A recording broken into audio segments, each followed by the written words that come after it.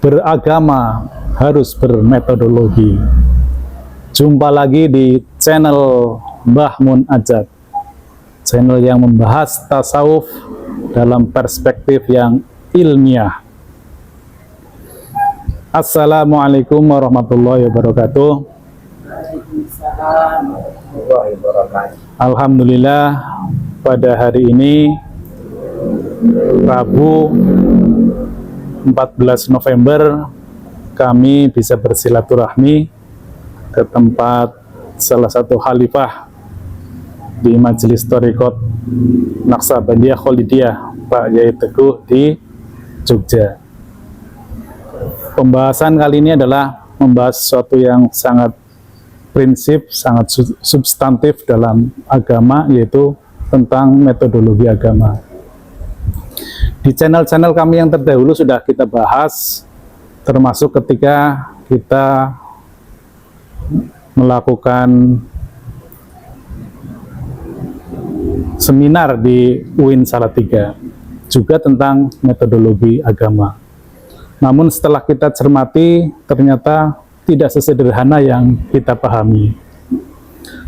Bermula dari hadis yang dibawakan, yang bersumber dari Umar bin Khattab, yang intinya agama itu ada dalam konstruksi Islam, iman, dan ihsan. Namun ada satu lagi sa'ah yang jarang dibahas, bahkan referensinya pun sangat terbatas. Sebagaimana yang pernah saya urai di channel saya terdahulu, saya juga baru membahas pada perspektif Islam, iman, dan ihsan. Karena setelah kita cermati, iman, Islam, dan ihsan tersebut itu pun kalau diurai dalam perspektif ilmu dunia, ilmu syariat, itu menjadi akan sangat berbeda kalau diurai dalam perspektif tasawuf atau ilmu qadim. Gambarnya seperti ini. Ketika itu diurai dalam perspektif syariat atau ilmu dunia, maka Islam atau rukun Islam itu adalah merupakan aktivitas yang dilakukan oleh jasad kita. Kemudian iman oleh jasad halus kita, yaitu terkait aktivitas akal, qalb. Kemudian ihsan itu aktivitas ruhani. Tetapi ketika itu dielaborasi dalam perspektif tasawuf, itu pun akan menjadi berbeda lagi. Jadi kalau tadi layernya ada di bawah, kemudian kalau begitu tasawuf itu layernya menjadi di atas. Yang makna Islam itu sendiri dalam perspektif tasawuf menjadi berbeda juga ketika dibahas dalam Islam dalam perspektif yang ilmu dunia gitu.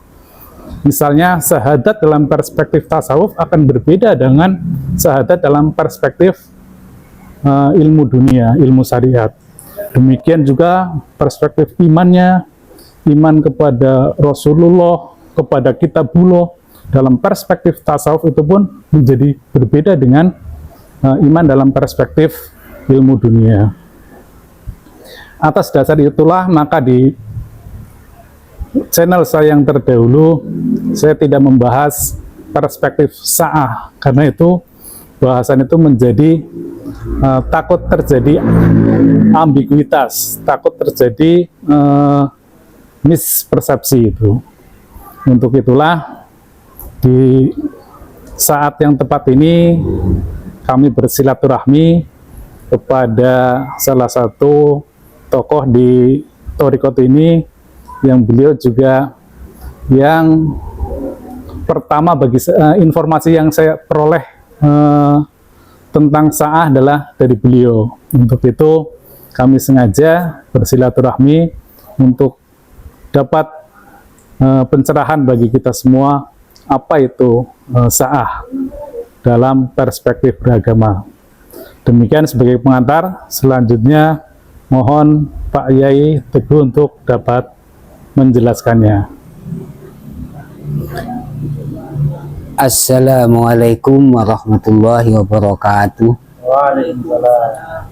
Bismillahirrahmanirrahim. Alhamdulillahirabbil alamin. Wassalatu wassalamu ala asrofil anbiya'i wal mursalin sayyidina wa maulana Muhammad wa ala alihi wa sahbihi asmain, amma ba'du. Alhamdulillahirabbil alamin, dengan segala rahmat nikmat yang tiada terputus, tiada terukur, tiada terbandingkan, yang Allah limpahkan kepada kita semua.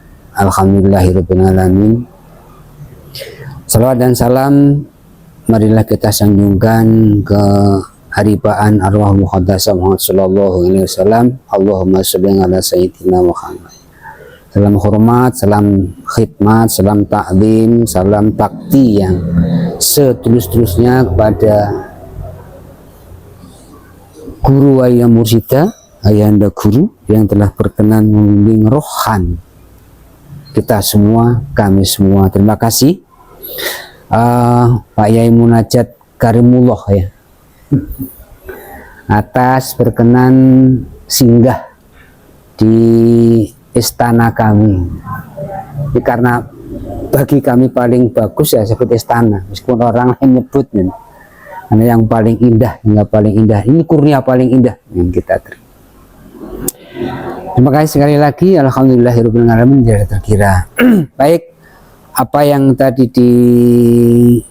disodorkan yang ternyata ini mengulang dari paparan atau materi kita pada waktu seminar beberapa waktu yang lalu di UIN Salatiga. Memang kami mengetengahkan metodologi agama itu memang ada 4, bahwa agama itu bukan hanya Islam, tapi Islam, iman, ihsan, sa'ah. Itu satu kesatuan metodologi agama, dan itu disebut oleh Rasulullah ketika itu, bahwa setelah Jibril bertolak, berpaling, kemudian Rasulullah bersabda, yu'alimukum dinakum, mengajarkan kalian semua agama. Memang ada 4 aspek, 4 segmen. Yang pertama Islam, kemudian iman, ihsan, sa'ah, yang terakhir. Nah, dari sini bisa kita lihat bahwa kata kuncinya tidak otomatis orang Islam itu menjadi iman, ya. Yang sering kali kami katakan, yang kita juga jangan terlena, tidak otomatis orang Islam menjadi iman. Ingat apa yang sudah disampaikan Arab Badui pada waktu itu, waqalatil arabu amanna. Ketika Arab Badui berkata, kami telah beriman, kemudian Rasulullah difirmankan oleh Allah untuk menjawab, kul lam tu'minu, katakan wahai Muhammad, kalian semua belumlah beriman, walakin kulu aslamna, tapi jawablah kalian telah baru berislam atau sudah berislam. Jadi iman ternyata tidak otomatis. Walamma yadkhulul imanu fi qulubikum. Nah, dilihat dari 2 step ini, antara Islam, iman adalah sebuah peningkatan atau upgrade atau treatment tertentu. Demikian pun dari iman ke ihsan adalah peningkatan juga. Demikian juga dari ihsan ke sa'ah adalah peningkatan juga.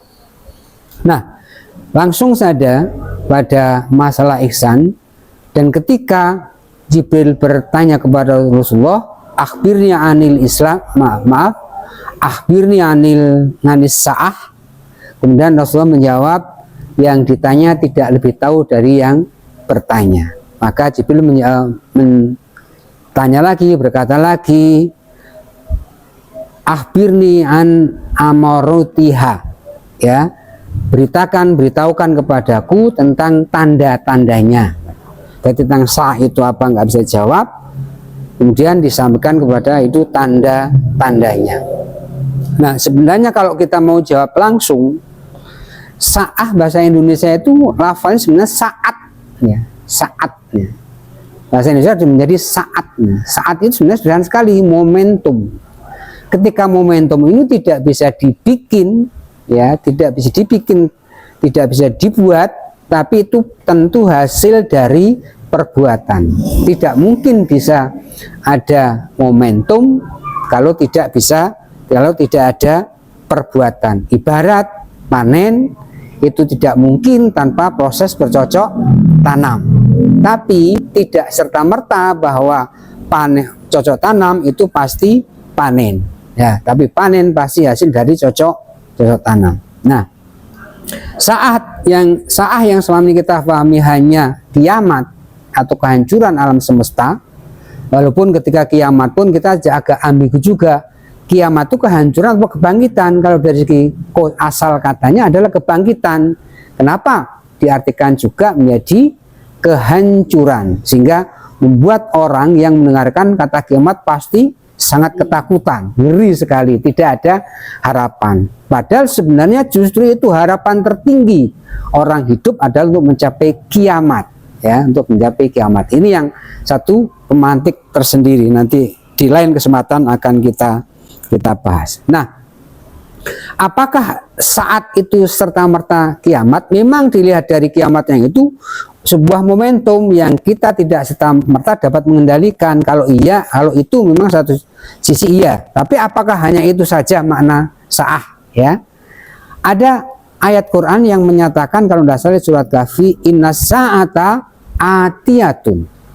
Sa'ah itu adalah yang datang. Jadi ini agak bicara secara bahasa, yang datang, ya, yang datang itu adalah kalau asal katanya itu isim fa'il, kalau kita namanya kata pelaku. Kalau kata pelaku juga susah untuk mengartikan karena kita tidak terbiasa kata pelaku. Tapi kalau hampir mirip dengan kata pelaku adalah kata sifat.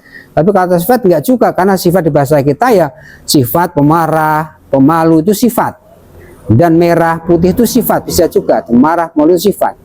Tidak serta merta di sini. Nah, isim fa'il mungkin yang lebih tepat di kita itu namanya kayak setara dengan kata pelaku, ya, kata pelaku model pelaut, petani, itu kata pelaku, ya. Nah, kalau pelaut, petani ini dikatakan sebagai sebuah profesi. Apakah kita bisa mengatakan bahwa isim fa'il adalah kata profesi? Ini saya kira paling ahli bahasa juga sangat keberatan, atau mungkin paling tidak belum dirumuskan. Tapi itu yang paling mendekati untuk mengartikan isim fa'il dalam konteks ini, dalam konteks ini. Mau diartikan kata pelaku susah, mau dikatakan sifat juga susah, karena kata pelaku juga tidak ada makna yang pas. Oke. Atiyatun itu ada kata ya, kalau kita pinjam dulu lah. Kata pinjam dulu, kalau mengaspakan pinjam dulu, itu kata profesi.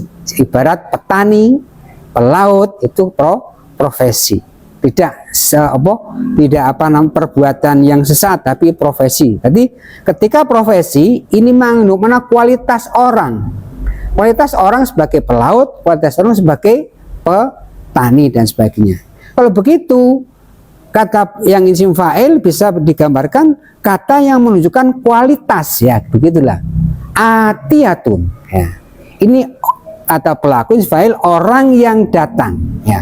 Apakah itu orang atau apapun, tapi ini menggambarkan kualitas, ya, kualitasnya. Atiyatun yang datang, sesuatu yang datang, bisa orang, bisa sesuatu yang lain yang datang. Jadi sesuatu yang datang yang tidak serta-merta dalam kendali kita, maka sesuatu yang datang itu ya namanya momentum. Contohnya, orang jatuh cinta itu momentum. Apa bisa cinta dijatuhkan? Atau saya akan menjatuhkan cintaku? Nggak bisa, ya. Itu sangat naif kalau bisa seperti itu, ya. Jadi momentum ini suatu hal yang ada, bukan keadaan hal yang ada, tapi itu merupakan sebuah atau sesuatu momentum. Itulah sa'ah. Ya. Dilanjutkan selanjutnya dalam ayat itu, inna sa'ata atiyatun. Sebenarnya sa'ah itu adalah sesuatu yang datang, ya. Sesuatu yang datang. Sa'ah itu sesuatu yang datang. Akadu fiha litujza kullu nafsin bima tas'a. Yang hampir-hampir aku, kata Allah, akadu ufiha, aku menyelinapkannya, berarti menyelinapkannya. Ufiha litujza kullu nafsin bima tas'a, untuk memberikan imbalan setiap pribadi sesuai hasil usahanya, ya. Itu berarti kan momentum itu terjadi sesuai hasil usahanya. Jadi otomatisasi sesuai hasil usahanya. Ibarat orang mau panen anggur, mestinya tanamnya bibit anggur. Seolah-olah begitu tanam bibit anggur, seolah-olah hasil pasti, seolah-olah, maka ya, karena tadi akadu ukhfiha, karena kendali apa mau panen apa tidak itu masih tergantung kepada Allah. Disinilah yang dimaksud dengan sah tidak serta-merta dapat dikendalikan oleh pelaku itu sendiri, tapi sangat bergantung, tetap bergantung kepada kodrat dan irodatnya atau pada kuasanya Allah. Itulah sah. Nah, ini momentum. Nah, karena tidak ini sesuatu momentum, ya, karena tidak dapat digambarkan kapan itu, ya, kapan itu, maka yang dijawab hanyalah tanda-tandanya, ya, tanda-tandanya. Karena memang orang tidak bisa merasakan. Sekarang sebagai perbandingan, orang bisa nggak merasakan sebagai seorang juara, ya, yang memperoleh penghargaan dan kebanggaan serta hadiah yang demikian membanggakan bagi orang yang tidak ikut ambil bagian dalam suatu kompetisi itu. Sebaliknya, Pak Munajat misalnya menjadi seorang yang memberi penghargaan karena kejuaraannya. Saya tidak ikut di situ. Saya bertanya kepada Pak Munajat. Tentunya Pak Munajat tidak dapat menjawab karena itu harus mengalami. Jadi satu sisi karena harus mengalami, tanpa mengalami juga tidak akan bisa, meskipun diceritakan dengan berbagai argumen, berbagai referensi, tetap tidak akan bisa menyentuh rasa, karena itu faktor yang harus dialami. Jadi kenapa tidak bisa dijawab? Tidak dijawab, maaf, karena tidak serta-merta itu dapat diceritakan karena harus mengalami. Seperti orang petani yang mendapatkan panen berlimpah, itu juga rasanya berbeda bagi orang datang mau beli hasil panen itu, tentu rasanya berbeda, berbunga-bunganya berbeda, ya. Itulah momentum yang tidak dapat dirasakan karena harus mengalami. Cuma tanda-tanda yang disampaikan oleh Rasulullah setelah dijawab, akhbirni tentang tanda-tandanya, berikan kepadaku tentang tanda-tandanya. Nah, ada dua tanda yang melihat di situ. Yang pertama, antalidal amatu robbataha. Secara letterlek, budak perempuan melahirkan anak perempuan atau majikan perempuan. Nanti robbataha, budak perempuan yang melahirkan majikan perempuan. Nah, dalam kaidah, dalam adab atau budaya di Nusantara, di Jawa khususnya, begitu agungnya peran seorang ibu. Jadi kata kuncinya adalah melahirkan, ya. Budak perempuan melahirkan seorang majikan perempuan. Jadi antalidal amatu robbataha. Nah, ini meskipun apapun kedudukannya, rupanya, statusnya, ketika dia melahirkan, dia tetaplah seorang ibu. Seorang ibu. Nah, seorang ibu terhadap anak, maka kata Rasulullah, ketika mendidik bayi, memperlakukan bayi yang sampai usia 7 bulan, 7 tahun, maka memperlakukan layaknya seorang raja. Jadi meskipun seorang ibu itu terhadap anaknya, tapi memperlakukan sebagai seorang raja, apalagi disebut di situ adalah robbataha, majikan perempuan. Jadi 2 kali raja, ya. Sebagai anak biasa itu bayi harus diperlakukan sebagai raja, kemudian dia ternyata juga anak majikannya, ya, majikannya sebagai seorang raja. Oke. Di sini cinta kasih seorang ibu yang tidak dapat digantikan, tidak dapat diduplikasi, tidak dapat dihalangi, ya, cinta kasih seorang ibu yang tidak dapat dihalangi, yang dalam sebuah nyanyian, kasih ibu kasih ibu Panjang masa.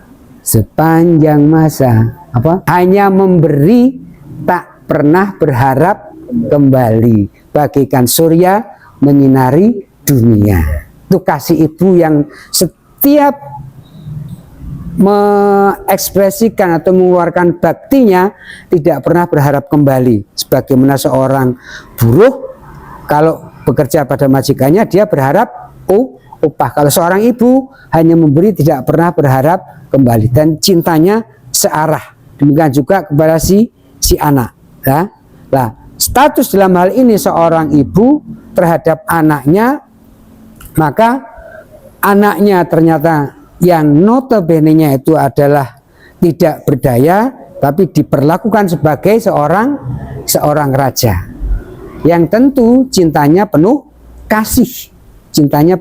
kasih, dan ekspresi si anak dengan cinta penuh kasih akan memberikan ekspresi balik kepada si ibu. Disinilah ada keterpaduan cinta antara ibu dengan anak. Ini kalau kita baca dengan adab dan budaya Nusantara yang ada di kita itu. Begitu agungnya cinta ibu dan begitu tulusnya cinta anak kepada si ibu dengan berekspresi yang begitu mengagumkan, begitu lucu, begitu indah, ya, begitu indah yang tidak dapat digambarkan dengan apapun, ya. Inilah sebuah momentum keterpaduan cinta antara seorang ibu dengan anaknya, yang notabene-nya anak tidak punya kemampuan apa-apa, tapi dapat memberikan nuansa rasa yang demikian agung kepada ibunya sebagai saling memberi rasa cinta kasih. Nah, inilah keterpaduan ini tidak bisa dialami oleh siapapun kecuali oleh yang bersangkutan. Ini dapat diceritakan, walaupun mau cari referensi peran seorang ibu bla bla bla bla bla begitu, saya kira tidak cukup mewakili, kecuali dia mengalami dengan penuh cinta kasihnya sebagai cinta kasihnya Allah kepada setiap manusia, dan begitu cinta kasihnya seorang ibu kepada anaknya. Inilah sebuah momentum, ya, sekali lagi momentum, tidak serta-merta. Maka kalau tadi saya katakan di awal, kalau ini dianggap sebagai kiamat, bukankah ini dambaan setiap orang untuk memperoleh cinta kasih yang saling bukan timbal balik, ya, saling memberi, ya, karena tidak akan timbal balik, kan transaksi. Ini saling memberi, hanya memberi, tak pernah berharap kembali. Si ibu juga begitu, si anak juga begitu. Begitulah cinta kasih, ya, cinta kasih sebagai puncak dari perjalanan din, ya, dari Islam, iman, ihsan, dan sa'ah, ya. Dari Islam ke iman ini harus ada satu treatment atau upgrade, tidak otomatis tiap orang Islam menjadi iman. Jadi sekaligus pengingat buat kita semua, jangan kita terlalu berpede-pede, berpercaya diri untuk wah saya sudah banyak amalnya, dengan demikian ternyata Islam tok tidak ada. Untuk menjadi iman ternyata ada treatment lagi, ya. Nanti kita lihat pada surat Mujadalah 22, silahkan dibaca di sana. Dibaca sesuai dengan arti katanya, ya, arti katanya. Wa ayyadahum biruhi minhu, arti katanya, jangan dibalik seperti itu. Itu ada sebuah treatment lagi untuk menjadi dari Islam menjadi iman. Demikian pun dari iman menjadi ihsan itu ada upgrade lagi. Dan terakhir upgrade-nya adalah sa'ah. Dari sinilah baru kita bisa membaca bermakna awaluddin ma'rifatullah, ya. Karena kalau kita masih menggunakan syariat, masih menggandengkan awaluddin ma'rifatullah dengan syariat tarekat ma'rifat hakikat, ini agak ambigu nanti. Awaluddin ma'rifat itu mau di atas atau di bawah, di awal atau di akhir.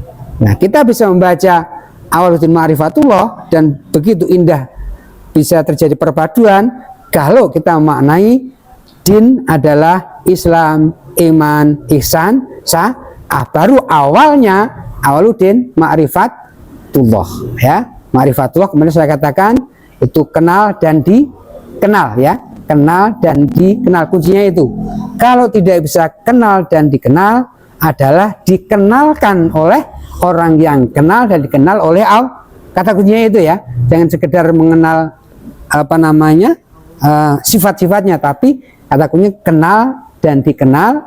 Kalau tidak beserta, kalau tidak bisa kenal dan dikenal, besertalah dengan dikenalkan oleh orang yang kenal dan dikenal. Itulah ma'rifatullah. Kali lagi juga masalah ma'rifat, masalah isim fa'il. Demikian saya kira, ini agak melebar sedikit supaya ada nyambung ya, awal akhir supaya ketemu. Nanti di tengah-tengah baru kita bicara di segi faktor yang lain. Kiranya demikian, mudah-mudahan bermanfaat. Ilahi anta maksudi waridho kamatlubi. Assalamualaikum warahmatullahi wabarakatuh. Amat menarik bahasannya. Tadinya semuanya saya ingin diskusi lagi itu, tetapi ternyata sudah amat lengkap. Dan tadi disampaikan juga tentang kiamat itu menarik, tetapi akan disampaikan pada sesi tersendiri. Jadi pemahaman saya sendiri sebelumnya, konstruksi agama itu tadinya dikira itu sekuensial antara iman, Islam, iman, ihsan, dan saya belum tahu. Tetapi ternyata ini adalah sebuah tangga yang menaik dari Islam, kemudian iman, kemudian ihsan, kemudian sa'ah. Jadi ketika Islam itu raga kita sudah tertib, kemudian iman masuk di dalam dada kita, kemudian ihsan itu adalah perspektif tasawuf, yaitu kebersihan jiwa kita. Setelah jiwa kita bersih, maka itulah saatnya. Ada saat, ada momentum bagaimana ruhani kita tersambung kepada Sang Maha Ruh. Kurang lebih seperti itu penjelasannya. Masih banyak lagi bahasan-bahasan yang menarik. Ikuti terus channel Mbah Mun Ajat. Sampai ketemu lagi. Ilahi anta maksudi waridhoka matlubi. Wassalamualaikum warahmatullahi wabarakatuh.